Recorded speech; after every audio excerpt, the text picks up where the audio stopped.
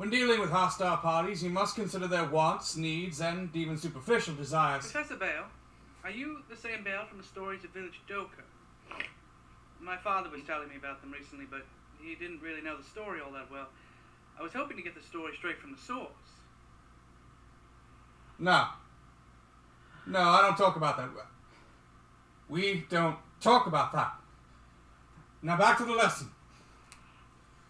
Negotiations are always a tense affair, and if you aren't careful...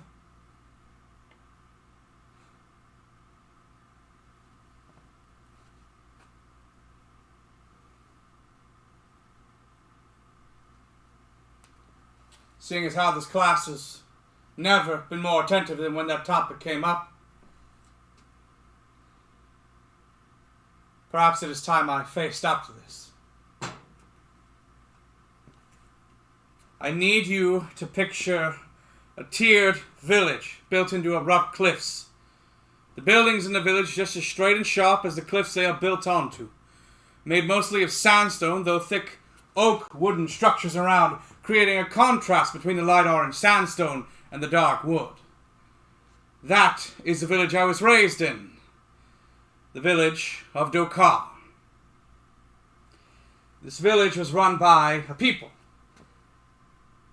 Well, more like a cult.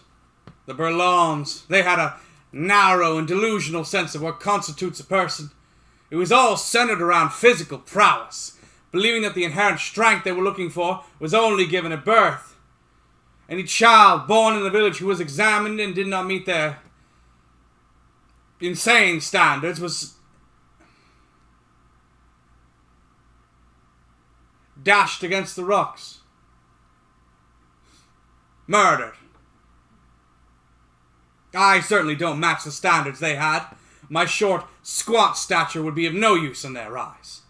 The only reason I'm alive is because I was born in a different village.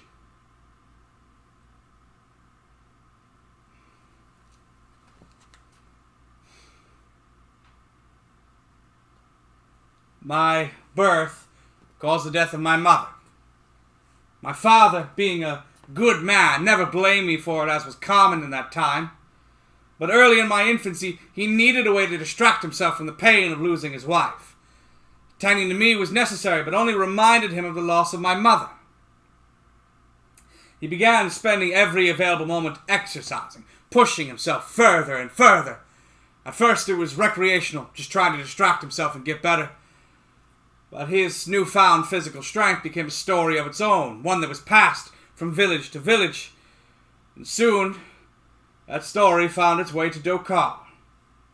He, now, was exactly the type of man they wanted. A few of their members came to our village directly, trying to bring him in. He told me it did not take long for him to agree to join them. Because of his newfound focus on physical strength, there was always going to be a divide between us. But by accepting their invitation, he only succeeded in making sure we were never going to be a close family again.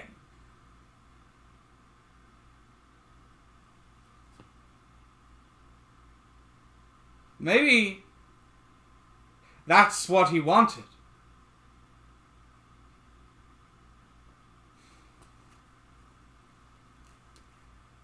But beyond those selfish desires to have him be more like me, I just wish he had seen the cult for what they really were. When he agreed to join them, they examined me.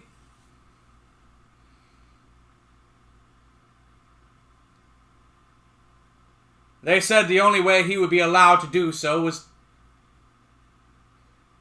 to dash me on the rocks, right then and there, for them to see.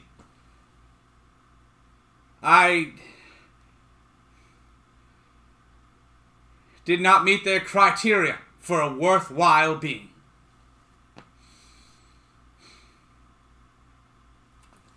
He refused. They insisted, but he would not budge. They grumbled, but ultimately decided his service was worth more than my death. I was allowed into the village under a special circumstance. If there were any reasonable people already living in the village, they would have questioned this special circumstance offered only one person, and the illusion would have fallen apart. But the villagers already living there had either not needed to make that decision, or were too far into the cult's teachings to question it. And so I grew up in this village as mistreated would not be the proper term, but an outcast, unwelcome anywhere in the village. There was a distinct feeling that everyone just put up with my existence. As a result of this, as soon as I was able to be on my own, I began venturing outside of it. It wasn't long before I met the village's neighbors in the nearby woods where the oak trees used in Dokar had come from. A village of satyrs resided in there. They were friendly with both myself and Dokar. For those who have never seen one, a satyr fully grown is about half the height of an average man. So even today, I'm only slightly taller than them. I fit in much better with them than I did with my own village. The satyrs are small, but are much more densely built in muscle, being able to lift an entire fallen tree with one hand. They have a human torso and upper half, and a goat's hips and legs. They have pointed ears and small goat horns that grow out of their heads. The origins of their species,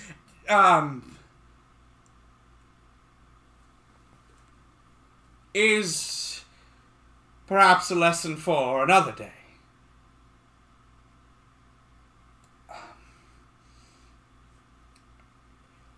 Satyrs specialize in metalwork, crafting great weapons and armor, something Dokar was very interested in. That is the sole reason why their relationship was a positive one. There were warrings in the past between the two based on an attempt to dominate each other, but those battles had ended in a stalemate, and those years had long since passed. All of the newer generations had rid themselves of that hatred. The satyrs were several hundred strong, just like Dokar. But among those several hundred, I was able to find 3 who were around my age and took a liking to me. Kin, Kolo, and Haran. Funny names to a human child, but normal names for them.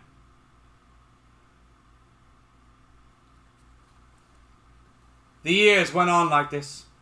I took any chance I could to get away from my village, spending time with my friends and theirs.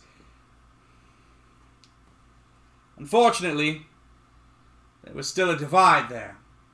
I was welcome to come and visit, but not to stay. In that manner, their attitude felt even worse than Dokar. I knew where I stood in my home village. It was made evident every moment I spent in it. But the Satyr people would make me feel welcome every day. And remind me that I wasn't, truly.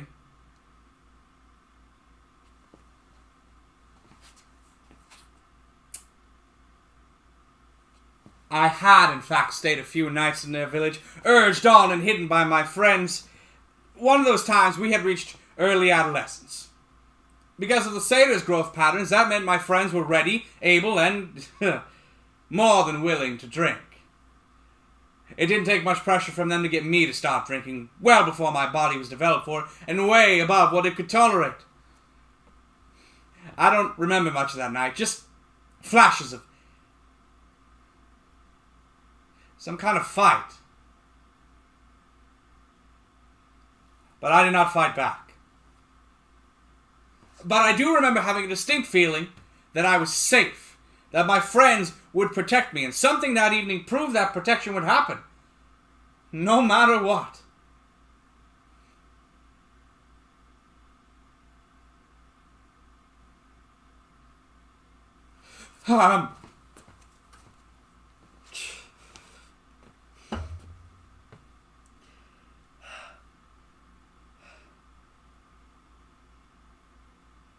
As I reached later teen years, my human desire to explore and see new things began to grow. I always had the sense of the cult village I lived in being just that, a cult, but that became more and more apparent as I grew older. I spent almost no time in Dokar anymore, spending all of it with my friends, and even less time in their village, and more time scouring the woods. Through my tight friendship and years spent with the Satyrs, I had learned many of their legends, and one day, Kolo suggested heading to a known part of the woods. Not known because it was well mapped or even often visited, but because it was a...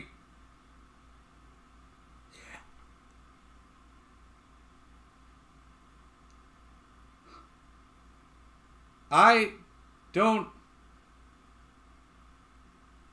quite know the word. It's a unique word to the Satyr language. Something I knew once, but have now forgotten. Consequences of...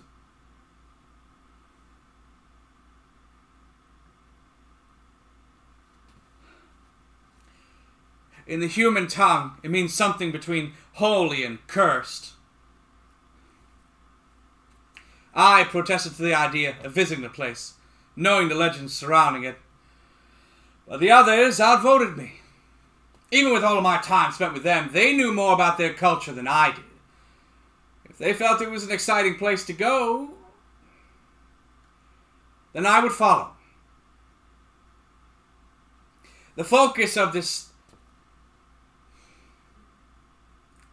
supernatural place was a rotted tree. The trees surrounding the area were all the normal dark-colored oaks, but the Everdeath tree, as they called it, was pure black, looking ashy, flaky, like one touch could cause it to all disappear into dust. In the base of the tree was a hole, large enough for even a human to walk into with ease, but just as the story said, the entrance was in such a position that no light ever reached into its mouth. It was just a gaping hole of darkness. The story said countless satyrs had gone in, but none ever returned. My friends began bickering among themselves, and I'll admit it was a bit fun watching them, each trying to work up the courage out of themselves by saying the others were too afraid. Perhaps because I had protested to the idea in the first place, or some other reason. My boredom and curiosity caused me to leave my friends and begin circling around the tree. I can't say it was a whole thought at the time, just a hunch, or even the beginnings of an idea. But this thing could be not natural, man-made, or Satyr-made.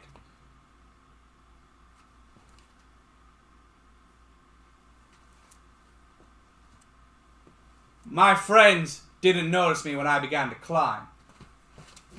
My plan was to climb as high into the tree as I could, sit on its jutting branches and call to them, begging them to try and do the same. It would at least pull them away from their pointless chiding. I made it up a few branches, but then what little strength I had really began to give out. I reached for the branch above,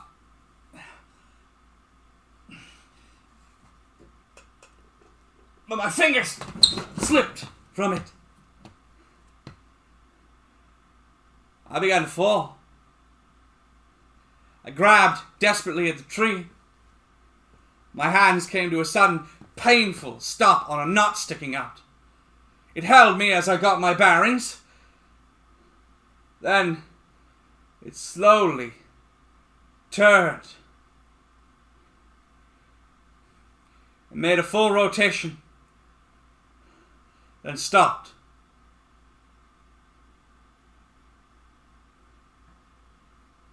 I heard a click and a hissing sound from below.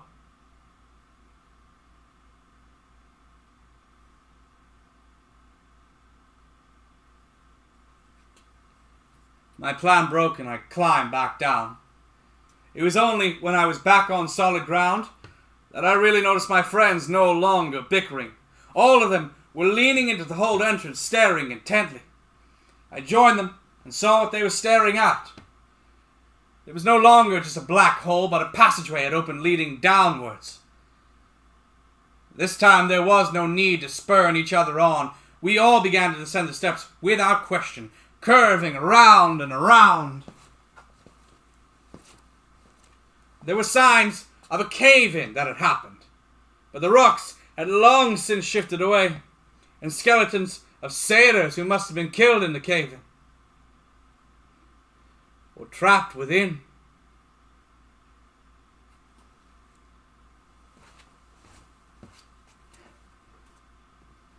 We reached the bottom. What lay before us was a massive treasure hoard in a cave that extended well beyond the limits of the hoard, and if my later guesses are correct, directly towards Dokar.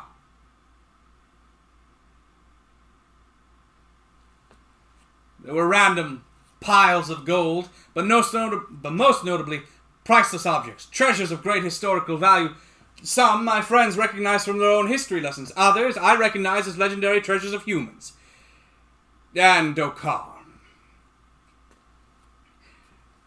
There was a brief moment where we questioned what to do. But my friends concluded they would not keep the hoard a secret, especially when lost pieces of their history were stored down here. We quickly made our way back to the Satyr's village, informing their chief of the hoard. The excitement was flowing out of us. And despite agreeing not to keep the hoard for ourselves, my friends then pushed for a share of it, for finding it, which the chief agreed to. All four of us would be given a share of it once it was all exhumed and studied. Days went by, time needed to assess the contents, the pieces of historical value to the satyrs. And I had to keep quiet while in Dokar. Most people didn't care that this excitement was pouring out of me. But my father noticed, and he questioned what I was so happy for. I've never shown this level of enthusiasm during all of my days. And I couldn't tell him.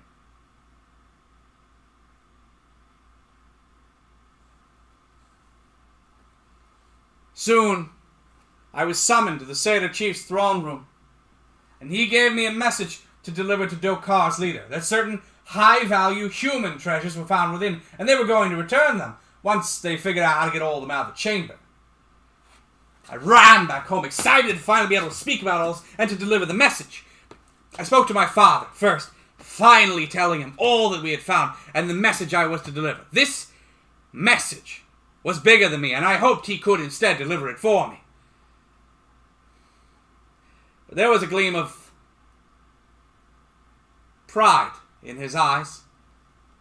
He demanded that I be the one to deliver the message and escorted me to the leader's throne room. The guards there grumbled at my presence and my father's demands, but they obliged him. The leader was in his throne room, but beyond the initial glance that made him aware of my presence, he did not look at me for all the time I was in there. He tried to appear busy, but halfway through telling him what had happened and the message I was to deliver, he ran out of things to do and just stood there, looking away from me.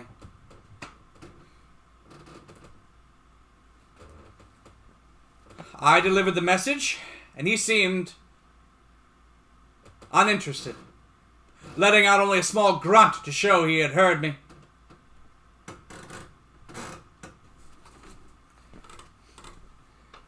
Looking back at those years, it should have occurred to me much sooner.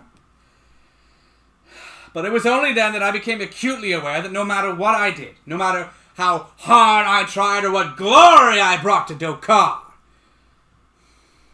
I would never be able to justify my existence in his eyes.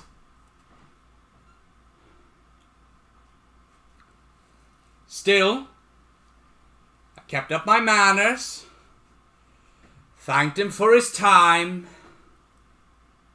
and left. As my father turned to leave with me, his leader called for him to stay. A flash of hope was exchanged between us. Even if he was unwilling to speak with me, he had definitely heard my message, and it affected him in some way.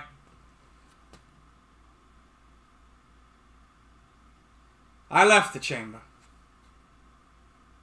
Alone.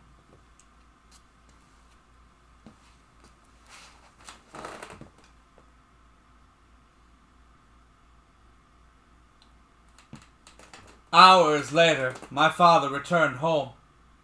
It took some work to get it out of him, but he finally began to speak about the meeting that followed. His leader lambasted my father for using his position to allow me, this slug, into his presence. But he did find my message worthwhile. The leader's counselors were gathered to discuss what comes next. The first question out of the leader's mouth was if they could win a war against the Satyrs.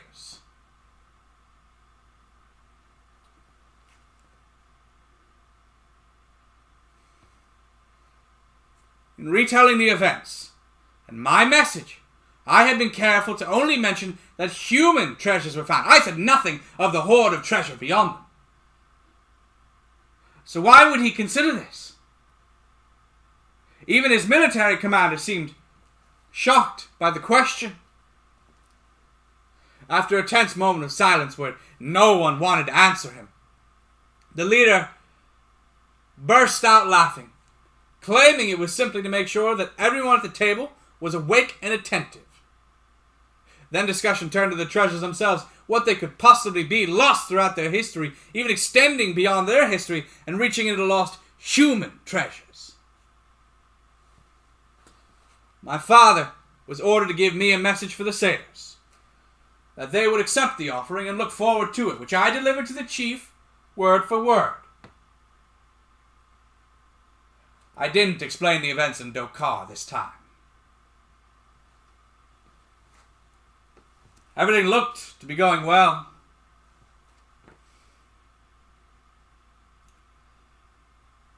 Days went by, and I noticed the treasures were being brought up from the chamber.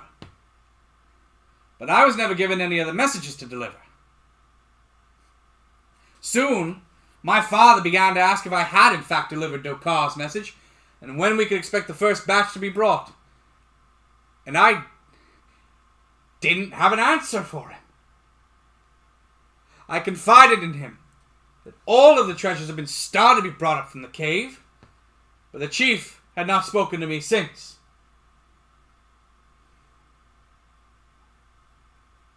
Telling him that was my first.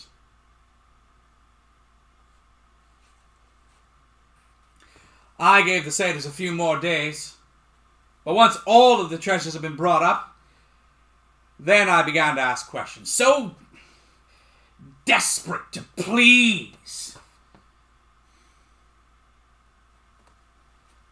The chief gave me vague answers, no clear timeline, and he seemed to be having to refocus his attention on my questions several times. But the leader noticed the time passing as well. After Dokar's initial message, I was never contacted again. Soon, messages were being delivered by others to the Satyrs. Clearly, they did not want or trust me to do it. Their messages began weekly, then turned to almost daily.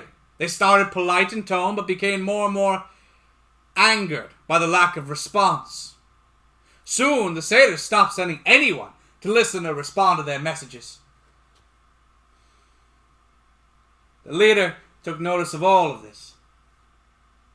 In an effort to threaten or escalate things, the leader began having military units training in the field between Dokar and the Satyrs' village.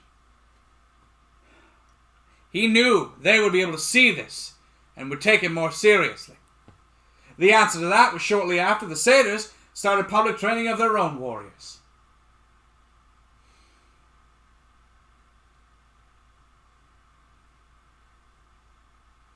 I suppose it should have been obvious then.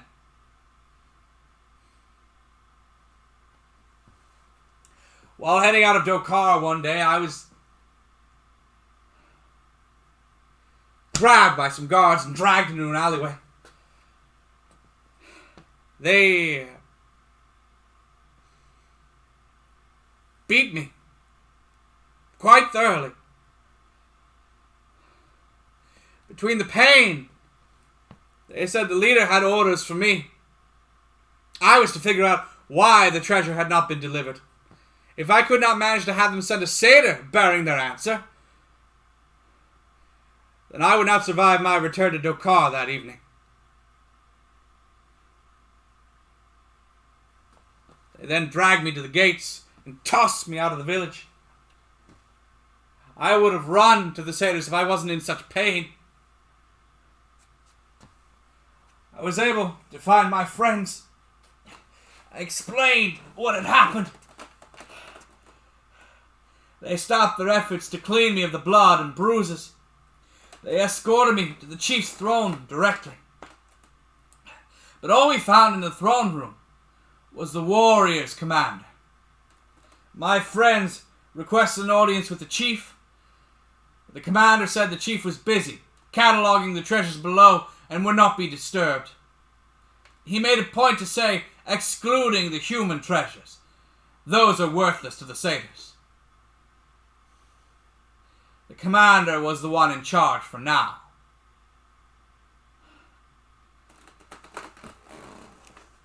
Through pain, I explained what had happened, showing my cuts, blood, and bruises from their strikes, and what Dokar wanted. He stood in quiet, allowing me to finish explaining everything. He stayed silent for a few moments afterwards.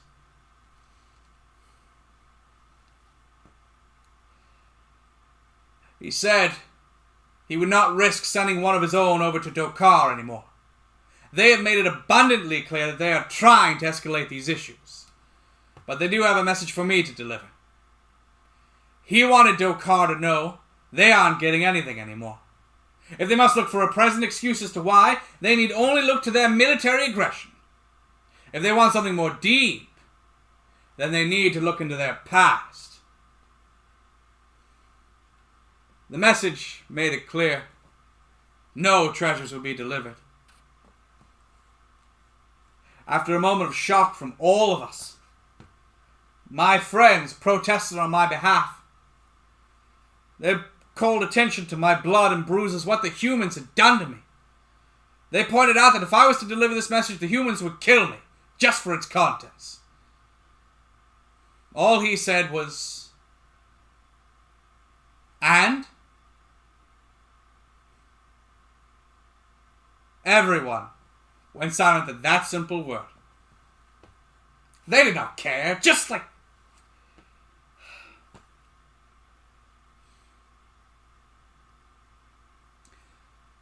After everyone stayed silent and had no way to retort, the commander then began his accusations.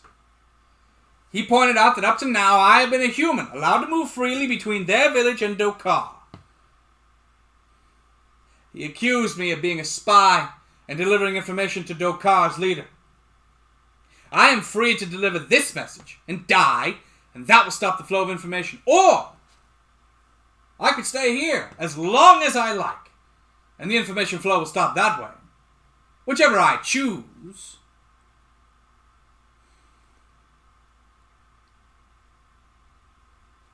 He then told the guards to escort me out. Outside in the village again, looking around, it truly hit me. For almost a decade, I had wanted so desperately to stay in the Satyr village, among those who cared for me more than my own species. Now I had my wish. As an outcast, I couldn't understand I did not deliver any information they did not tell me to. But I didn't get the chance to focus on that thread for long. A satyr ran by, fleeing a pack of warriors, shouting for others to follow his lead, that the hatred between our species had been revived, and they should leave before they are sacrificed on his altar. He made it through the gates, heading out of the village before being shot down by an arrow. Everyone was shocked. Warriors went out and pulled his body back into the village. He was definitely dead.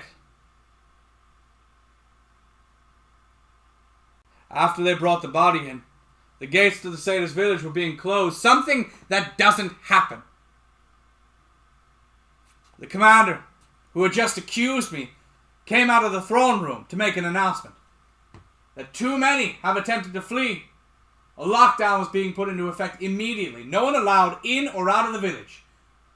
Looking down at the crowd, he then pointed at me, saying, except for me, if I wish to leave now, then I would be granted.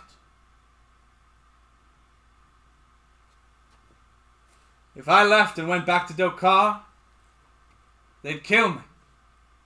If I stayed here, I was a prisoner. There wasn't much in the way of choices.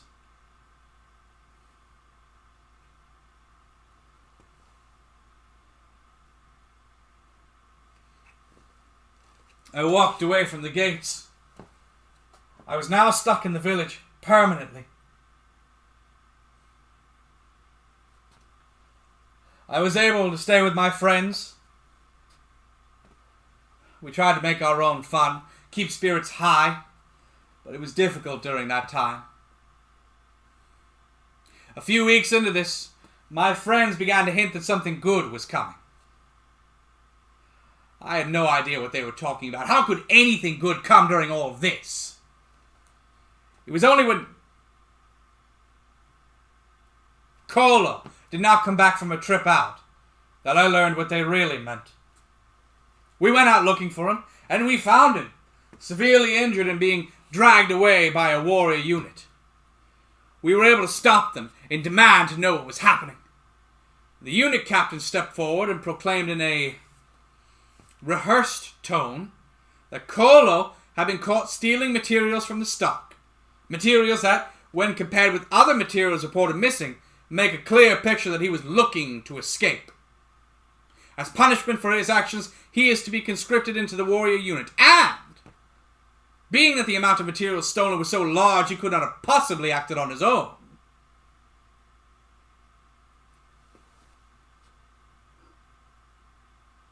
my friends were trying to gather supplies for us to escape together.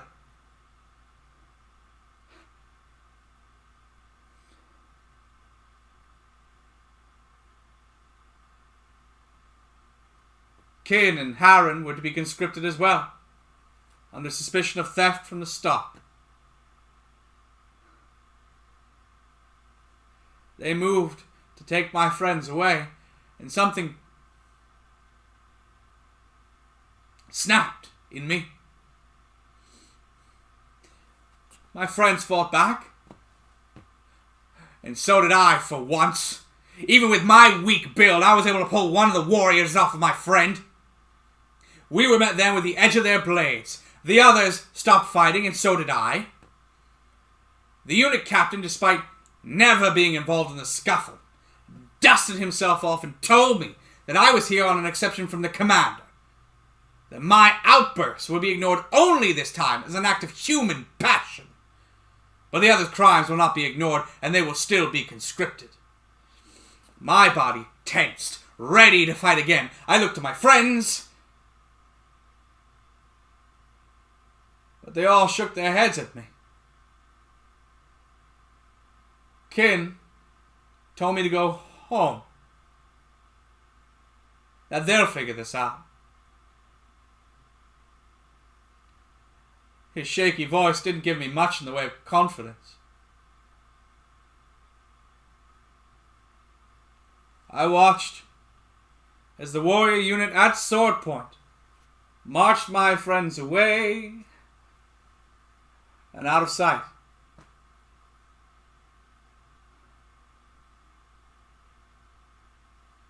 For the next few nights, I couldn't sleep, running the events over and over in my head, trying to think of any way I could have gotten us all out of there.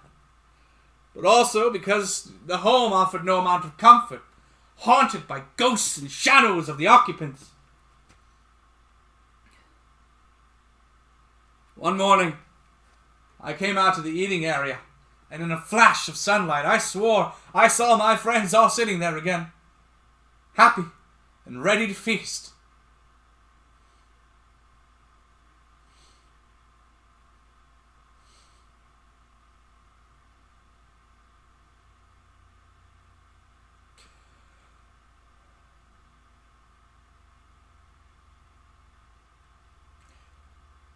When the sun was out of my eyes, they were gone.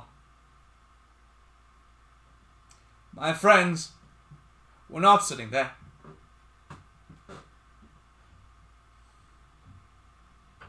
And they may never again.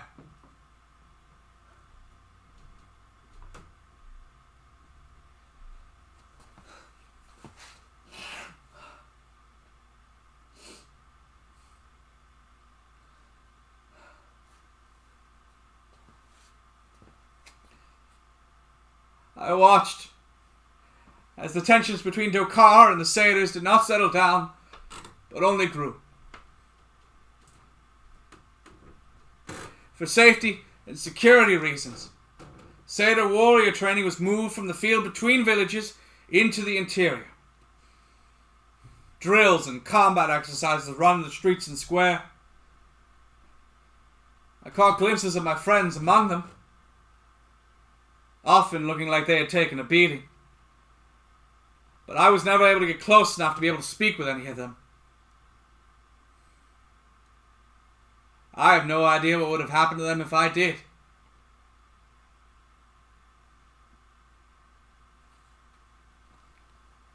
Then, an announcement was made that a battle was scheduled to take place.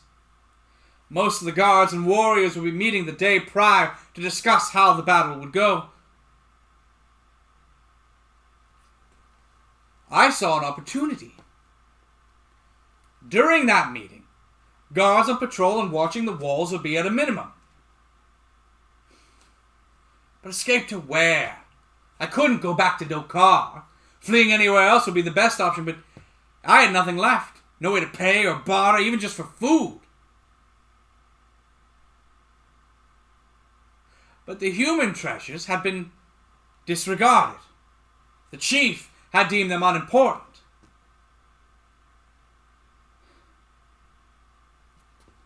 My plan to escape the village during their meeting switched to sneaking into the chief's throne.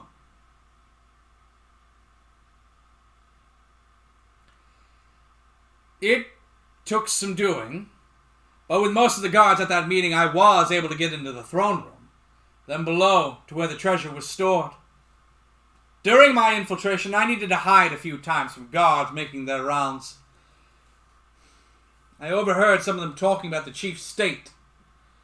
He had been in the treasure chamber for weeks. He wouldn't sleep, he barely ate. They believe he had been overcome with dragon sickness.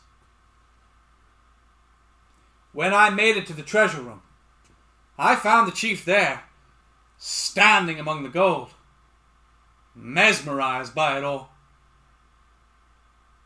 He truly was lost to the gold and treasures. It wasn't hard to sneak past him and find the corner where the human treasures had been stuffed out of the way, almost discarded.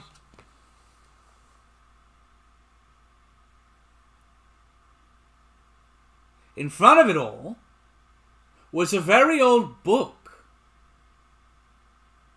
one that I recognized. It was in the cave. I did not recognize it as some human treasure. Checking on the chief, nothing had changed. I took a moment to read the book. The page it was open to. It detailed the aftermath of a cave-in, the one that had trapped the Satyr guards down there, the author of this journal, and one of the skeletons we saw when we entered. They said it was the humans who had set off the cave-in. The Burr-lohns attacked this hole-in-the-ground entrance where these satyrs were stationed, pushing them back down into the cave, then retreating. As the satyrs moved to give chase, the cave-in was set off. They believed the attack was because the Burr-lohns' jewels had been stored down there as collateral, while the satyrs worked on a weapon they wanted.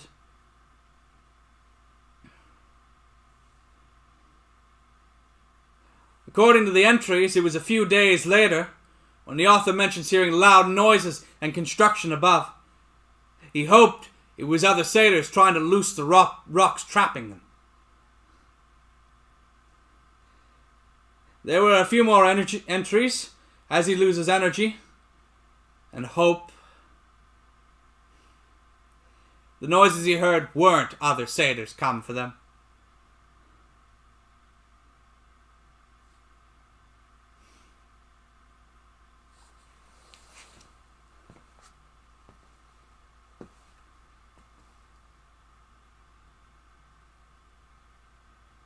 It must have been the Burr-lohns setting up their man-made Everdeath tree.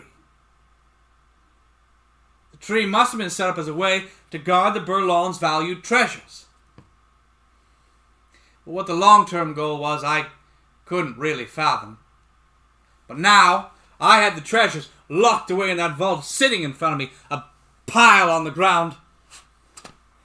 I took a moment to sift through them and found the treasure they had loaned the satyrs all those centuries ago. It was small, something I could fit in my pocket, which was perfect.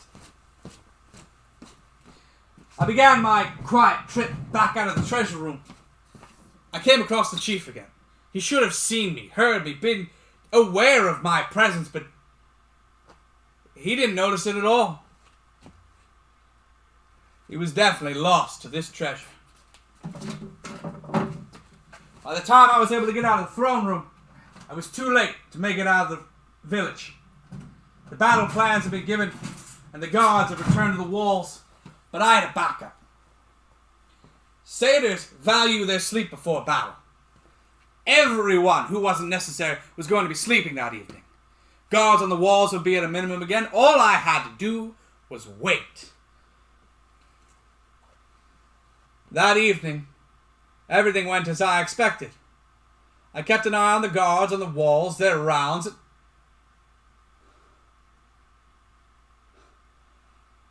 I couldn't believe it.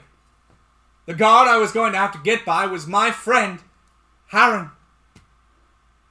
I wanted to go to him immediately, tell him what I was doing, try to get him out as well. But I didn't know if the warriors had hurt him enough to fear ever crossing them. I just needed to get out of the village. With that treasure, I could put a stop to this all and get my friends out safely. I watched him as he made his round, then climbed to the platform running along the wall. Once up there, I began uncoiling the ropes. I caught a glimpse of the field between us and Dokar. The quiet night, the wind moving at a gentle pace, the moon climbing the sky, and the stars fully out. It all seemed so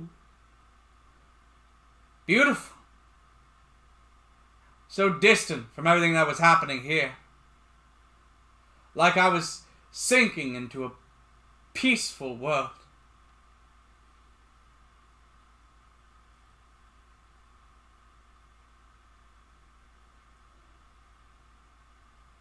Then my attention was pulled back into reality. Harren had completed his round and was now looking at me, asking what I was doing up there, with it being so cold. He didn't seem any bit suspicious of what I was doing. I stumbled over my words as I tried to tell him I was just trying to get a view of things before Well, what was supposed to happen tomorrow. He looked out and nodded a bit as well, staying silent. Seemingly satisfied with my answer, he walked past me to begin his round again. Once he was out of earshot, I began uncoiling the ropes and wrapped it around a post and created an anchor. Before I could toss it over the wall and begin to climb down, I heard Harren coming back from where he had just left. He started asking me something, but he never got it out. He rounded the corner and saw what I was doing. Shock was the only thing on my face at that moment. He looked between me, the rope in my hand, and the anchor I had made. He finally let out a gentle question.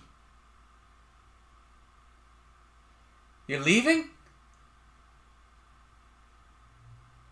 There was no anger or malice behind it. It did not have the volume to alert anyone else. I stumbled, even worse with my words. I couldn't cobble together an excuse. I told him I was leaving. I offered him to come with me. He looked back to the anchor I had made and began to stride towards it with purpose. I was certain he was going to cut it down. Instead, he grabbed it and pulled it tighter with his superior strength. He said, "There, that should hold your weight better. I'll pull the rope up when you're off of it." Harren then turned to keep lookout and block anyone from seeing.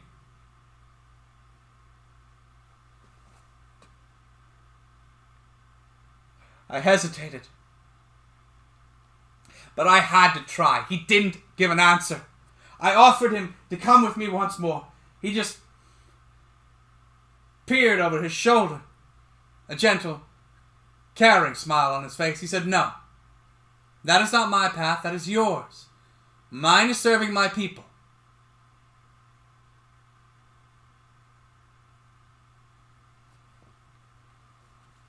I had to accept that. Not because I agreed with it, but because I knew he was being genuine. There would be no convincing him otherwise. He would follow his path to the bitter end. And he already knew the end coming for him.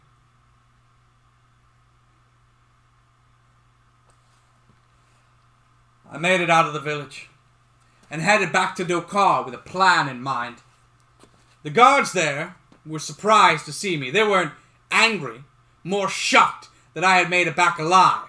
By now, months after I'd been thrown out of Dokar, they were certain that I was dead. I used that time frame to tell them that I had learned so much of the Satyr's intentions. I demanded to speak with the leader directly, and they escorted me to his chamber. Once in the throne room, I began to speak, but the leader barreled over me, asking what the setup was like inside the Satyr village. How many soldiers did they have? Their weapons and armor. Where was the treasure hoard being stored? I had come up with the plan to offer the Dokar treasure I had taken as a bargaining chip to get him to call off this battle. But his questions, his attitude, they all made it clear that nothing was going to stop him. If I had offered the treasure, he would have just taken it for himself and fought them anyway. I kept it secret. And once I answered his questions to a satisfactory degree, he told me to leave so he could prepare for this battle tomorrow.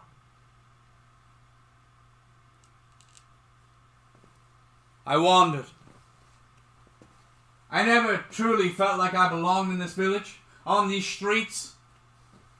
But now that had taken on a new level of disconnection.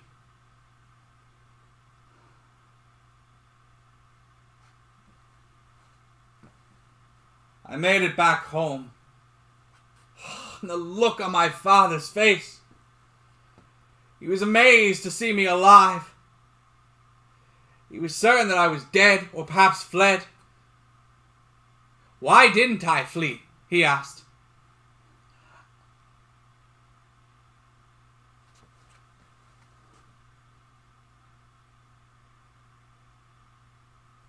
The only one who knew the full extent of the Satyr's treasure hoard, beside myself, was my father.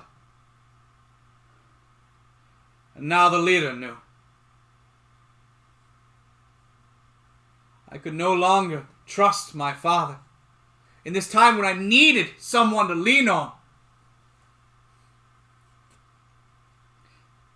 I stammered out an excuse that to this day I am unsure if he bought.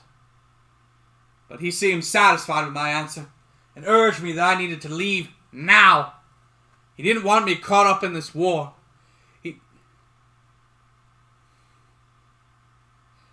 He pushed me out the door.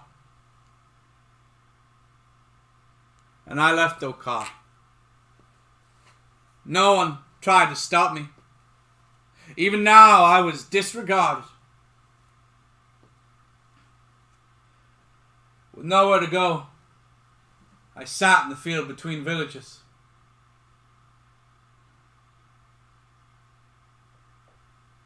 Maybe because of the late night sleep deprivation, but I had one more idea I had to try. I slept out in the wilderness. When morning arrived, I was awoken by the battle horns being played. I watched from the side as the gates for both villages opened and their armies marched out onto the field. I could see Dokar's leader and counselors ride out to the center. The Satyr's warrior commander and guards did the same. As they were conversing, both groups at a safe distance from each other, I came running in between them. I spoke to the Satyr commander, taking it out and offering Dokar's treasure to him. He could have it if he would trade it back to Dokar and end this war before it started. He considered it.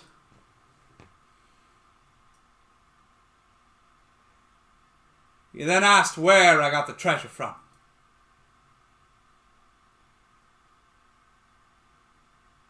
I admitted that I took it as my share for finding the hoard.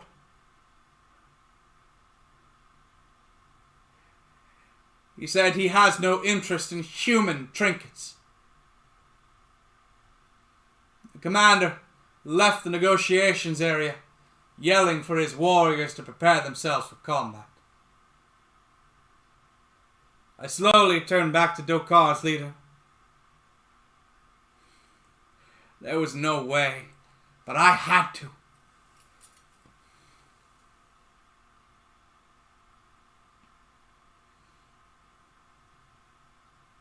He said he will have all of his treasure before turning his horse away and riding back towards his soldiers.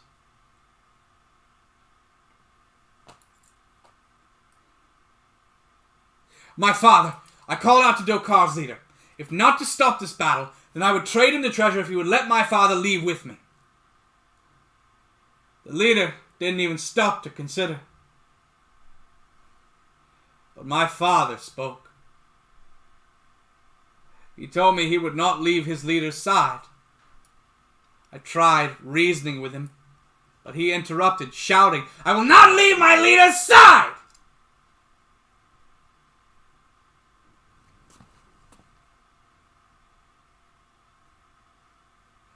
He told me to go. Leave the battlefield. Live my life. My father turned his horse to follow his leader.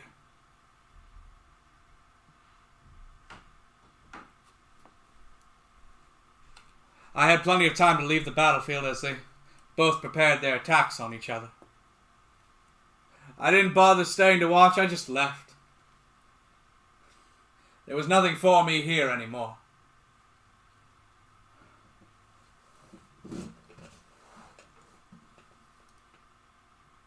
I only heard from stories and legends later that the battle killed everyone on both sides. Things were evenly matched. both sides taking out a soldier for a soldier, looking like another...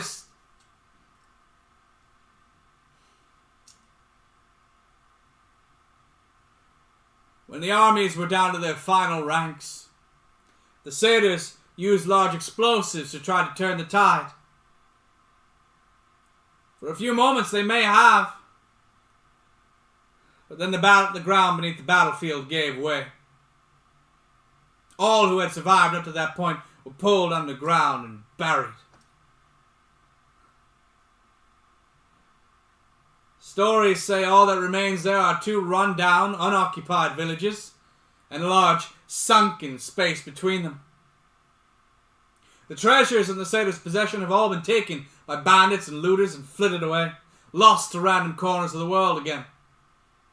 The only thing that remains in that chamber now is the skeleton of the Satyr chief.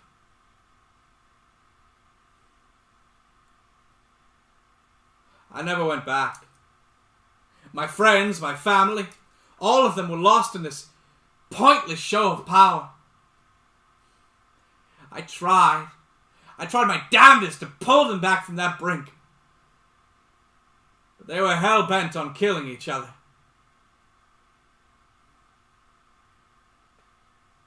I could go back. There's nothing there now, nothing that could hurt me, at least not directly.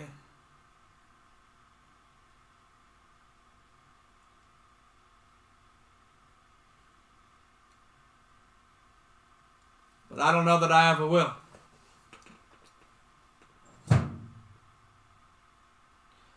I never saw the battle, never heard it. All I ever got was stories long after the fact. I don't doubt that they are true, but to me they are just that. Stories. By going there, I won't be able to avoid it any longer. It will be real.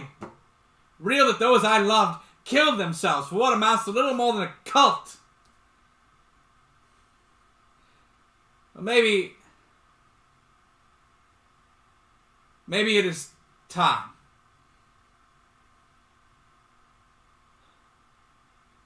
Judging by the sun's position, it is past time for this class to be over.